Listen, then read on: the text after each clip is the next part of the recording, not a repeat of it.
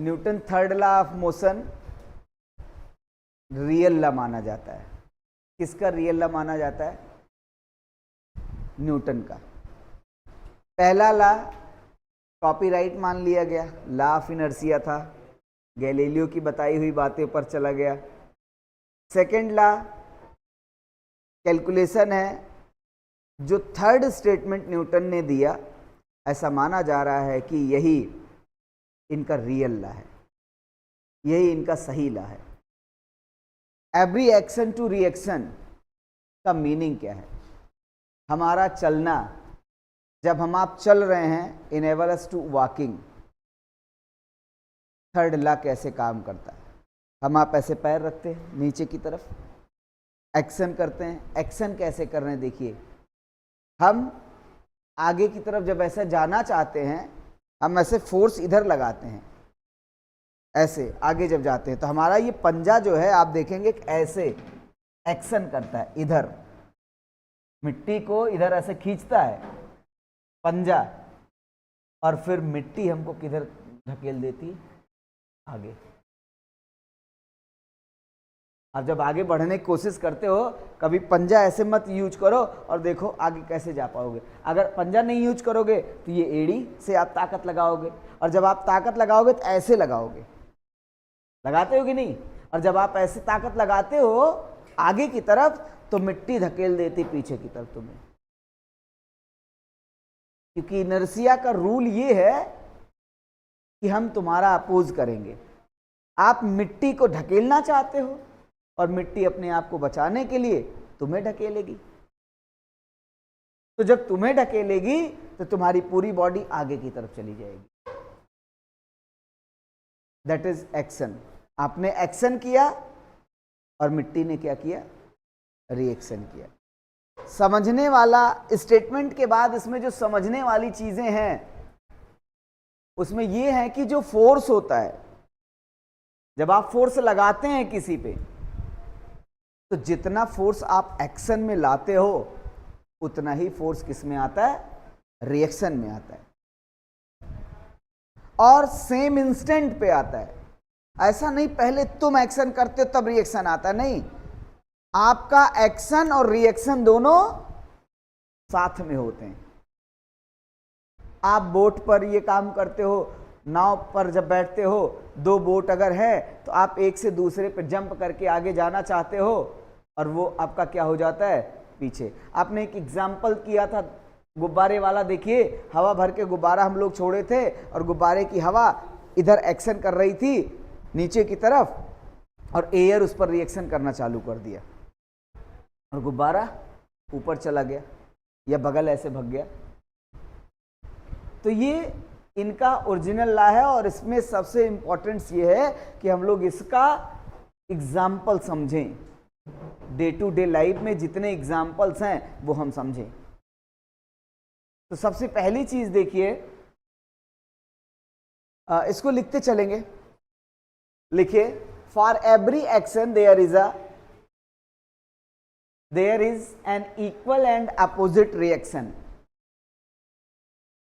Opposite reaction लिखते रहेंगे, समझते भी रहेंगे। पहली चीज क्या होना चाहिए? Forces always act in pair. कभी भी सिंगल फोर्स एक्शन रिएक्शन नहीं कर सकता। एक्शन और रिएक्शन, इस लॉ के लिए क्या चीजें जरूरी हैं? एक्शन और रिएक्शन, मतलब एक एक्शन फोर्स जस्ट उसका एक रिएक्शन फोर्स। अगर ये दीवार था ये, और इस दीवार पे प्रत्युष आए और अपना खोपड़ा भिड़ाए, अरे चलो प्रत्युष नहीं आए, शोभित आ गए तेजी से, तो जब शोभित इस पर एक्शन किए, ये एक फोर्स एक्शन हो गया Fa, और जस्ट इसके अपोजिट में जो खोपड़ा लाल हो गया वो कौन सा फोर्स ने किया? Fr, reaction force. Reaction force. तो ये दो फोर्सेस हो गए, पेयर्ड फोर्स हो गए। पेयर्ड मतलब टू फोर्सेस। दोनों फोर्सेस का क्या चीज सेम है? मैग्नीट्यूड। अगर शोभित ने 10 न्यूटन से इस पे फोर्स लगाया तो इस दीवार ने भी इस पर 10 न्यूटन से फोर्स लगाया, तभी ये लाल हुआ। और साथ में एक्शन का डायरेक्शन ये था, तो रिएक्शन का डायरेक्शन क्या था, उसके अपोजिट डायरेक्शन में था। तो ये चीज समझ में आया कि force always act in pair. दूसरी चीज, the action and reaction force act on different bodies. एक ही बॉडी पे एक्शन और रिएक्शन दोनों नहीं होते हैं। जिस पर एक्शन होगा उस पर रिएक्शन नहीं होगा। आपने दीवार को ऐसे मारा तो आपने दीवार पर एक्शन किया और दीवार ने आप पर रिएक्शन किया, तो दो बॉडी हो गई, दीवार और आप। एक्शन किस पे हुआ? एक्शन हुआ दीवार पे, और दीवार ने हमको चोट पहुंचाया। और चोट का सेंस क्या होता है फिजिक्स में? चोट का सेंस होता है फोर्स। दीवार ने हमारे ऊपर फोर्स लगाया। कब लगाया? जब हमने दीवार पे फोर्स लगाया। एक लड़का शांति से पढ़ रहा था, दूसरा भी शांति से पढ़ रहा था, अचानक में उठा गया, चटाक से खींच के मारा। अब जिसको मारा वो बर्दाश्त नहीं कर पाया, वो भी तुरंत खींच के मारा बिना सोचे समझे। बाद में देखते हैं क्या होता है क्या नहीं होता है। हाँ सानिध्य। तो एक्शन और रिएक्शन इक्वल फोर्स होते हैं, पेयर्ड फोर्स होते हैं, अपोजिट डायरेक्शन के होते हैं और एक इंस्टेंट पे लगते हैं। और ध्यान रखना है कि एक्शन और रिएक्शन सिंगल बॉडी पे नहीं होता, हमेशा अपोजिट बॉडी, डबल बॉडी पे होगा। जिस बॉडी पे एक्शन होगा उस बॉडी पर रिएक्शन नहीं होगा, वो बॉडी रिएक्शन करेगी दूसरे बॉडी पे। तो यहां से both forces are equal in magnitude and opposite in direction. ये इतनी चीजें आपको ध्यान रखना है। अब देखिए इसके एग्जाम्पल्स चलाते हैं हम लोग। डेली एग्जाम्पल्स में सबसे पहला एग्जाम्पल क्या आता है? रॉकेट का लॉन्च होना। जैसे गुब्बारा लॉन्च किए थे हम लोग, वैसे ही रॉकेट भी लॉन्च होता है। गुब्बारे में हवा भर के छोड़ दीजिए, स्ट्रा लगा के, गुब्बारा कहां जाएगा? ऊपर जाएगा। और एक्शन किस तरीके से होगा देखिए। जब आपने रॉकेट को बनाया तो रॉकेट में फ्यूल होता है, उस फ्यूल को जलाया जाता है और वो फ्यूल हॉट गैसेस बाहर निकालते हैं। फोर्स ऑन गैस, ये गैस यहां पे देखिए एयर था, सरफेस सॉलिड था, इस गैस ने इस पर क्या किया? Action. Force on gases, action. और जब एक्शन हुआ तो फोर्स ऑन रॉकेट, रिएक्शन। कौन रिएक्शन किया? यहां के सरफेस पर एक्शन हुआ और सरफेस ने रिएक्शन दे दिया, गैस को ऊपर भेजना चालू कर दिया। जितना एक्शन हो रहा है उतना ही रिएक्शन होता चला जा रहा है और रॉकेट स्विम कर गया, ऊपर चला गया। एक्शन कौन कर रहा है इसमें? एक्शन हॉट गैसेस कर रहे हैं। रिएक्शन कौन कर रहा है? सरफेस या एयर कर रहा है। कौन सा एयर? जिस एयर में एक्शन हो रहा है। ये बात समझ में आई कि नहीं? ठीक है, तो ये चीज एक एग्जाम्पल, ये जल्दी जल्दी बनाते चलें, हटाते चलेंगे हम।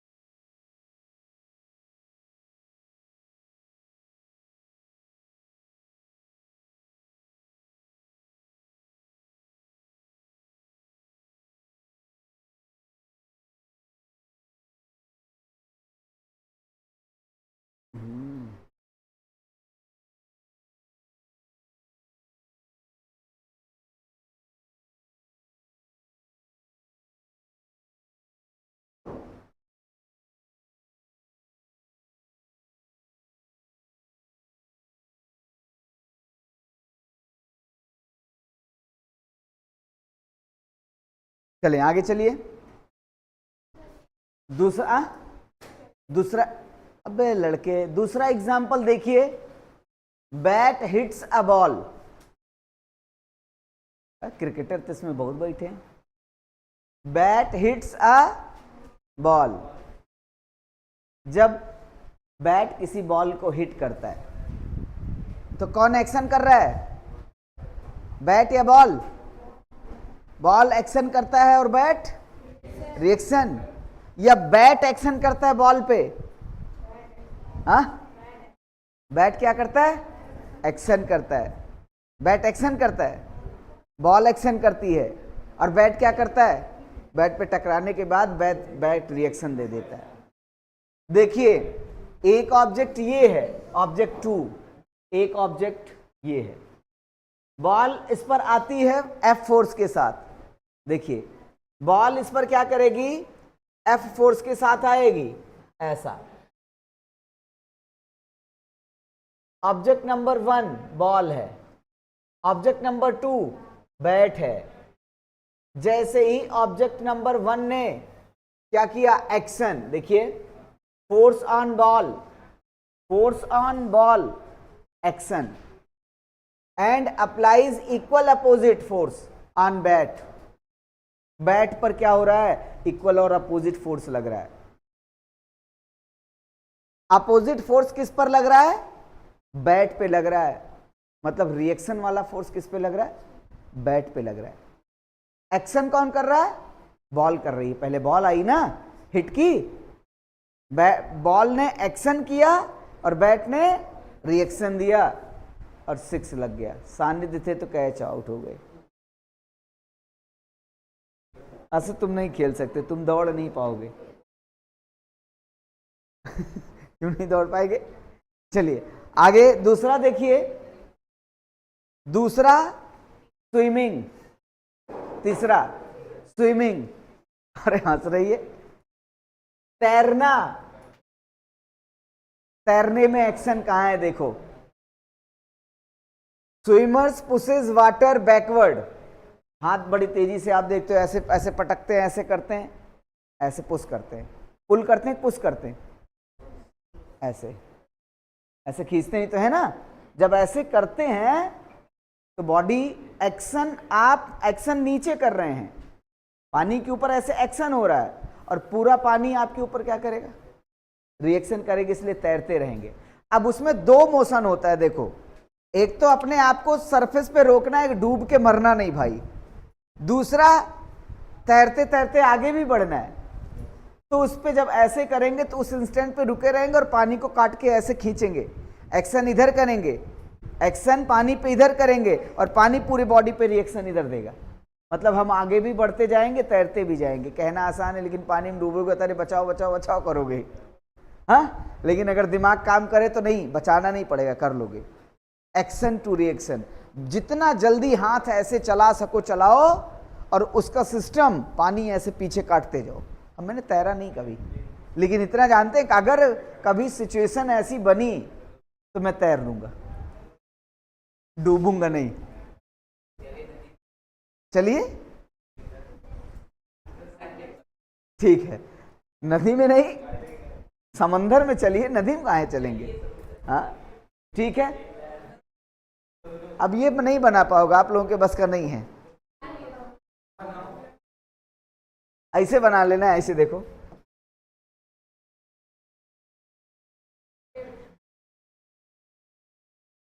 ऐसे बना लेना, ठीक है, ऐसे बना लेना। आत्मा परेत न बनाया, ना तो मरबो करब तो काम, यो जाने रहा। चलिए आगे चलें। आत्मा बना लिया, आगे बढ़ना है फिर। चलिए देखिए, रुक जाइए, कह रही है रुक जाइए।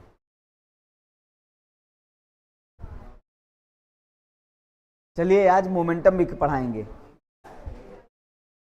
अरे अभी 8:50 तक पढ़ाना है पूरा, 15 मिनट इधर का, 40 उधर का, 40 15 55 मिनट बचा है। नहीं नहीं नहीं, 45 पे छोड़ना है ना, 45 पे छोड़ना है, तो आधे घंटे बचे अभी। चलो मोमेंटम कंजर्वेशन ऑफ मोमेंटम पढ़ाना है। अगली हेडिंग डाल दीजिए वॉकिंग, जो हम सब करते हैं, देखते हैं, लेकिन अगर कोई कहे एक्शन कौन है, हम करते हैं एक्शन या जमीन, तो जमीन हमेशा रिएक्शन करता है। कैसे? देखिए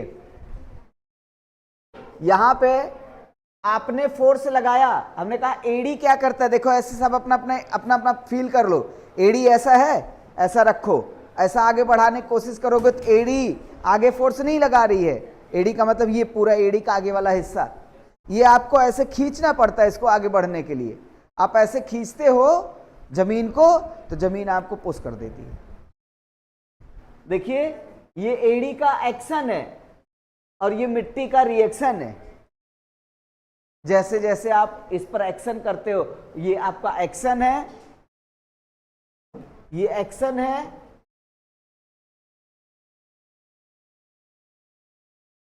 और ये क्या है, रिएक्शन है। अब समझ में आया कौन सा जूता आता था, एक्शन, अभी भी आता है एक्शन शूज, प्रचार खूब आता था ना, टीवी पे ऐड उसके आते थे एक्शन शूज के, अभी भी आता ना एक्शन शूज, हाँ मोबाइल पे आता है एक्शन शूज। हम लोग जब पढ़ते थे तब से सिर्फ वही एक ही कंपनी थी शूज की जो स्कूल वाला जूता अच्छे से देती थी, एक्शन शूज ना। आइए उसके बाद देखिए अगला आपके पास आता है जंपिंग फ्रॉम बोट।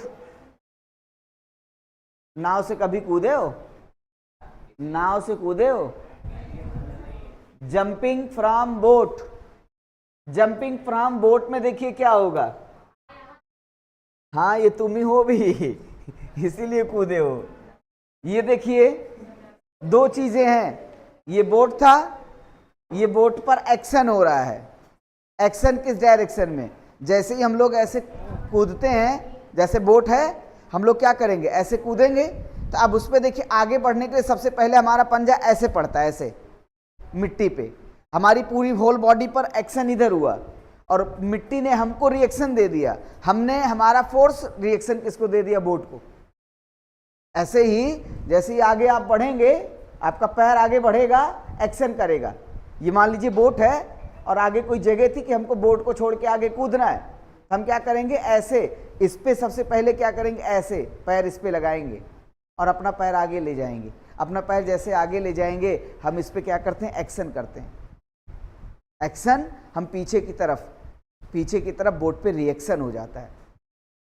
जब आप ऐसे कूदना चाहते हो, जैसे मिट्टी पे आप पैर ऐसे जमाते हो तो मिट्टी आप पर रिएक्शन कर देता है और आप बोट पर रिएक्शन कर देते हो। तो देखिए ये क्या हो रहा है, ये एक्शन हो रहा है और ये क्या हो रहा है, ये रिएक्शन हो रहा है। बोट पीछे जाती है, बड़ी तेजी से बोट चली भी जाती, देखे भी होंगे। ठीक है आगे चलिए, हो गया, ये लिख लिया, लिखो जल्दी लिखो।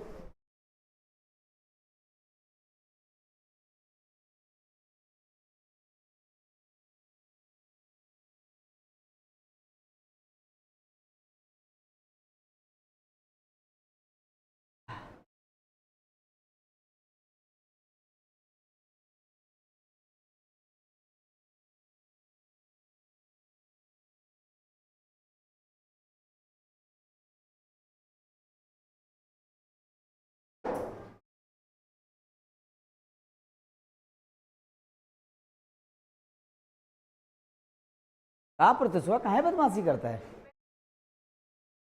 पेन है। चलिए हो गया ये, नेक्स्ट हटाएं। अगला हेडिंग डालिए फायरिंग अ बुलेट। इसमें एक्शन रे, बंदूक कौन कौन चलाया है, दगाए उसको, बचे थे या दीवार में भिड़ गए थे, पिस्टल चलाए थे, किसका था, पिस्टल है तुम्हारे पास, कौन सा पिस्टल था, ए शांत रहे, शांत रहे, कट्टा रहा पिस्टल, देसी, अच्छा, अच्छा रहा कि देखिए एक्शन टू रिएक्शन इसमें कैसे हो रहा है। अब इसमें देखिए, ये मान लीजिए बुलेट बनाए, अरे यार बंदूक बना दो।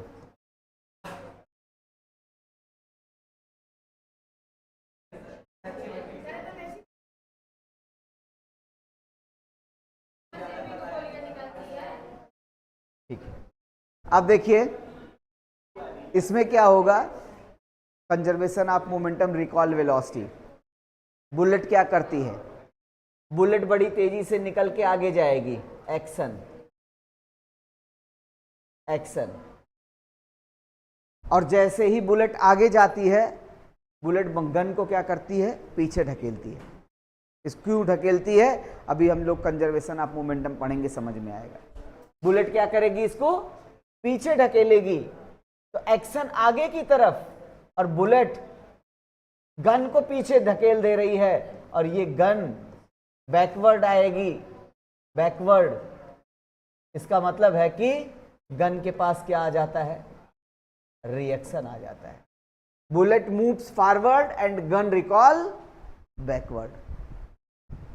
तो गन रिएक्शन फोर्स लगाता है और बुलेट एक्शन फोर्स लगाता है। वैसे ये बताओ कि जब गन चल के बुलेट आगे निकली थी तो हम गिरे थे, हमारा थोबड़ा ओबड़ा सब दोना हो गया था।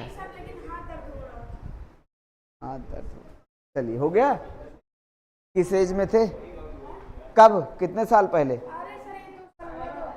2 साल पहले तो है कि गंद पगले रहा में लगा थे। सही बता रहे हैं। जिस अगर ऐसी फैमिली आज के 2 साल पहले तुम गन पाए थे तो इसका मतलब है तुमसे ज्यादा तुम्हारी फैमिली बहुत मूर्ख है। अरे यार खुद सोचो, इस उम्र में कोई नहीं देगा गन हाथ में। अरे इनका क्या किया था, 2 साल पहले गन हाथ में दे दे। जब चलाए थे तो क्या हुआ,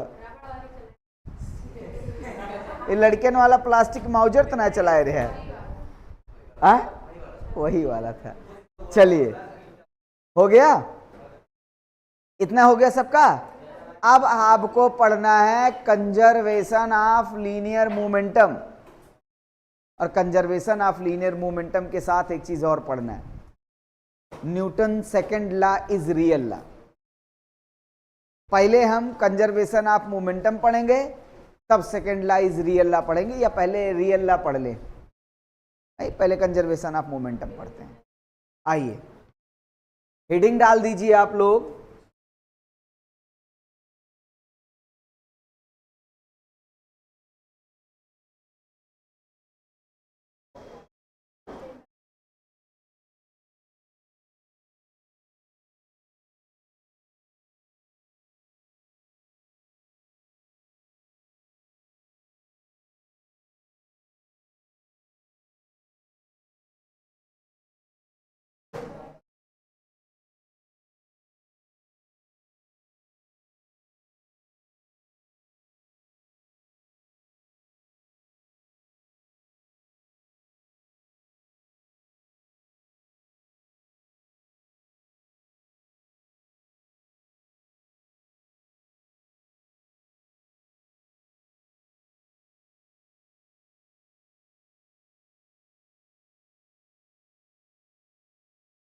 आइए बात करेंगे व्हाट इज कंजर्वेशन।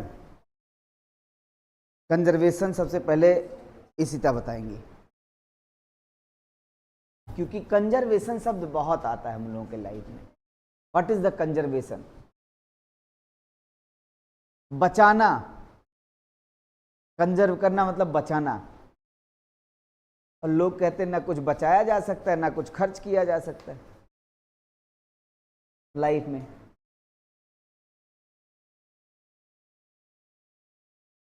प्रणव चौंके हुए हैं। What is the meaning of conservation? Conservation of food क्या है, कंजर्वेशन ऑफ एनर्जी क्या है, कंजर्वेशन शब्द को समझना है। सर्वांग मोहन आप ही बता दो, सोच रहे हो कुछ? अनमोल, व्हाट इज कंजर्वेशन?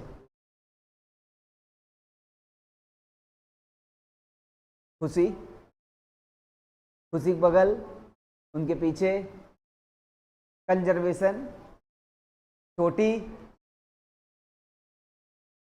कौशिकी, बचाना होता है। बचाना नाम तो एग्जिस्ट नहीं करता साइंस में। ये बचाना क्या है? सौरवीर सिंह, प्रणव, सानिध्य। सानिध्य कंजर्वेशन खूब अच्छे से जानते हैं क्योंकि गन चलाए हैं ये। कंजर्वेशन का मतलब होता है स्टेट, सही मीनिंग होता है स्टेट, मतलब जैसा है वैसा ही रहेगा, कुछ बदले ना, कुछ बदले ना, उसका चेंज कांस्टेंट रहे। कंजर्वेशन एनर्जी का मीनिंग क्या है? नेचर ने हमको जितनी एनर्जी दे दी है उससे चाहे तुम खाना पकाओ, चाहे तुम गाड़ी चलाओ और चाहे तुम ट्रेन दौड़ाओ, वही एनर्जी आपस में बदलती रहेगी। कंजर्वेशन, कंजर्वेशन बचाना नहीं है। कंजर्वेशन का मीनिंग होता है फिजिक्स की भाषा में उसका चेंज कांस्टेंट है, उसका चेंज जीरो है, मतलब उस क्वांटिटी में चेंज कितना है? जीरो है। That is conservation. जैसे आपके पास अगर 10 जूल एनर्जी है तो हमने कहा आपकी एनर्जी कंजर्व है, आपकी एनर्जी खर्च नहीं हो रही है। खर्च नाम की चीज, डर्टी नाम की चीज, ये सब फिजिक्स में एग्जिस्ट नहीं करता। सिर्फ क्या चीज है आपके पास कंजर्वेशन नाम का चीज है।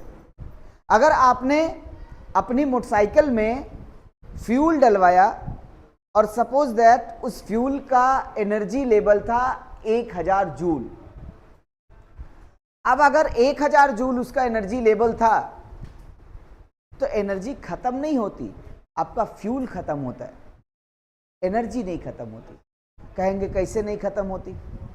आपने गाड़ी चलाया, अब 500 किलोमीटर 400 किलोमीटर दूर चले आए, 200 किलोमीटर दूर चले आए। अब 200 किलोमीटर दूर चले आए तो जितना आपने एनर्जी खत्म किया उसके एवरेज में आप डिस्टेंस ट्रेवल कर लिए। आपने मान लीजिए पानी गर्म किया, सबसे अच्छा एग्जाम्पल, आपने 1 जूल से पानी गर्म किया, आपकी 1 जूल की एनर्जी लॉस हुई, आपकी भाषा में लॉस हुई और साइंस की भाषा में कंजर्व है, लेकिन वो 1 जूल एनर्जी पानी में जाके स्टोर हो गई। और अगर मैं उसको कहीं हीट एनर्जी की जरूरत है तो उस गर्म पानी को यूज कर लिया। इसका मतलब जो गैस स्टोव से 1 जूल एनर्जी निकली वो 1 जूल एनर्जी खर्च नहीं हुई है, वो स्टेट चेंज कर ली है, वो कंजर्व है, अभी नेचर में कंजर्व है। कुछ सराउंडिंग में हीट दे दिया, कुछ खुद को हीट में बदल दिया। सराउंडिंग का हीट और खुद का हीट अगर देखा जाए तो सेम उतना ही आएगा जितनी एनर्जी आपने उसको दी हुई थी। That is conservation. Momentum conservation का मीनिंग समझने में बड़ा मजा आएगा। क्लास 9th अभी जा रहे हैं school, class 9th class 10th दोनों लाइन अलग अलग से लगी हुई है। मान लीजिए प्रेयर हुआ, बाहर प्रेयर हुआ, लाइन लगी और दो पेन। ये मान लीजिए क्लास 9th का एक लाइन जा रही है। सबसे पहली चीज टीचर या वहां का जो भी आपका हेड डिपार्टमेंट है जो डिसिप्लिन देख रहा है वो कहेगा भाई सिस्टम से चलो। तो आपको क्या समझ में आता है सिस्टम से चलने के मीनिंग में? 9th वाले 9th में, 10th वाले 10th में, 11th वाले 11th में, 11th बी वाले 11th बी वाले में। That is system. ये 9th ए की लाइन थी या चलो 9th की लाइन थी, प्रेयर हुआ और ये जाने लगे, बोल रहे हैं अपने सिस्टम से चलो। तो ये सिस्टम के 3 लोग हैं।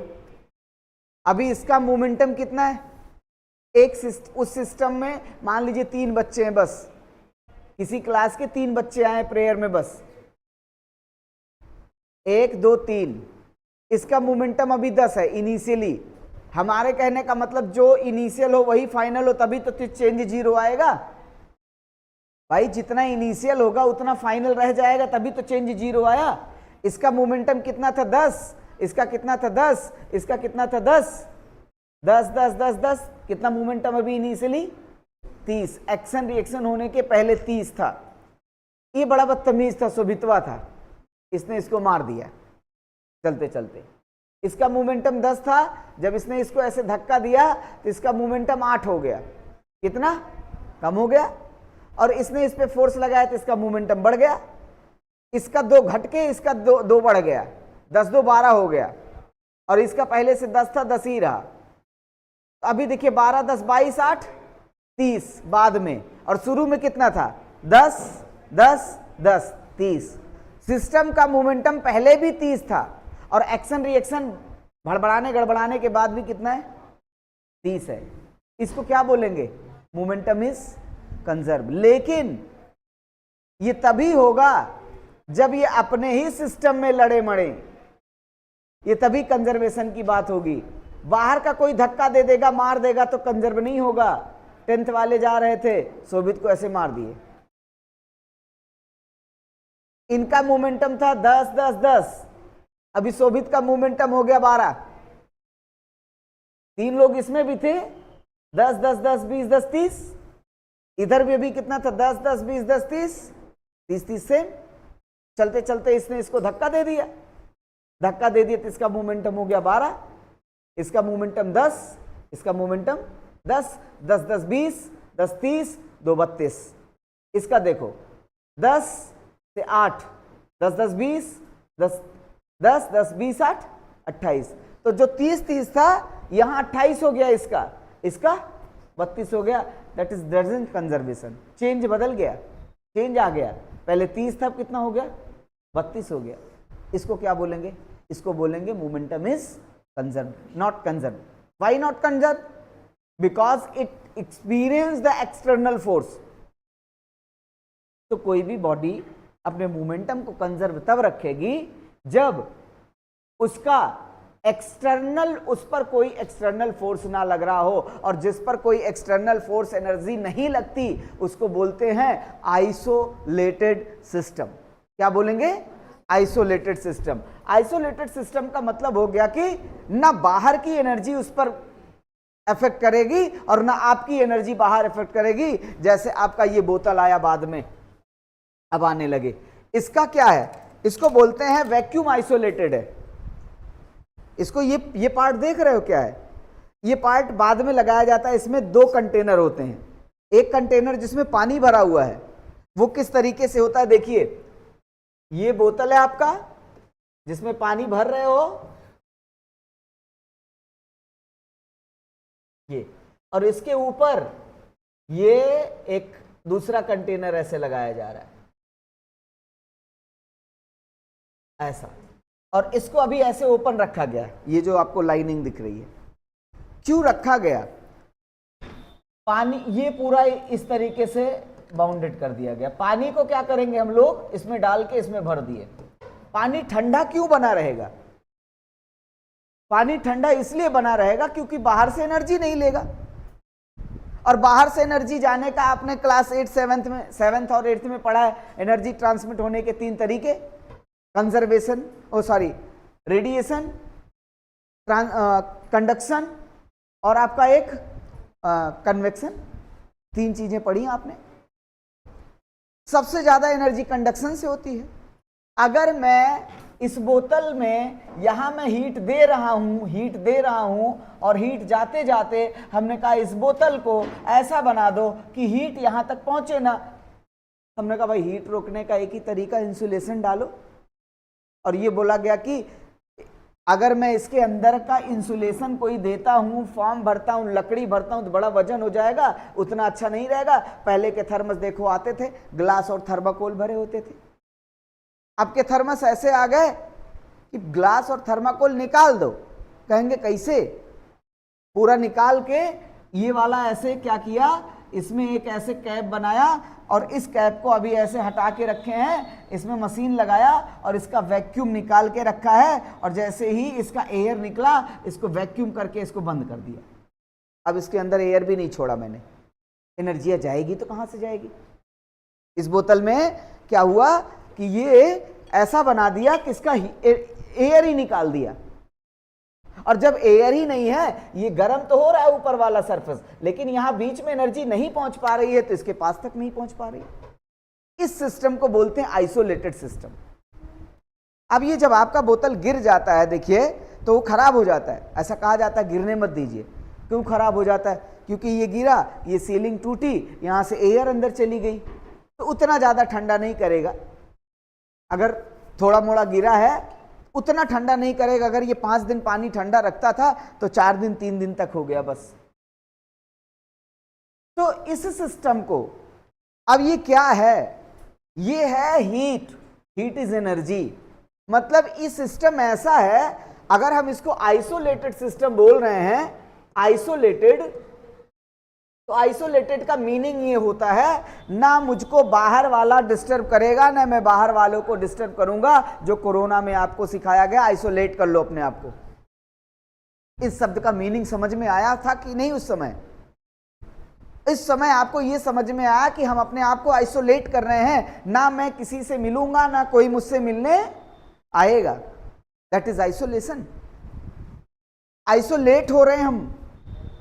एनर्जी सिस्टम भी यही कहता है आइसोलेट होने का, कि अगर इसमें एक बॉक्स बनाया हमने और इस बॉक्स में ये 2 लोग हैं, ये दोनों लोग आपस में लड़ रहे हैं, तुम लड़ो या मरो, डजेंट मैटर, बाहर का कोई नहीं बोलने जाएगा। ये दोनों दोस्त थे, दोनों लड़ रहे थे, मैं पहुंचा, क्या हुआ? बोला भाग यहां से। हमें क्या हुआ? बोला हमारा आपस का मामला है। तीसरा क्यों बोलेगा? इसका मतलब इनका सिस्टम आइसोलेट है, कि आपस में लड़ेंगे, इनका मोमेंटम कंजर्व रहेगा, लड़ेंगे भी, दोस्ती भी बनाएंगे, चाय भी पिएंगे साथ में, लेकिन तीसरा बोलने जाएगा तो उसको दौड़ा लेंगे। तीसरा ना बोले। तीसरा ना बोले मतलब एक्सटर्नल कोई फोर्स ना लगाए, और एक्सटर्नल फोर्स ना लगा, नहीं लगा पा रहा है तो सिस्टम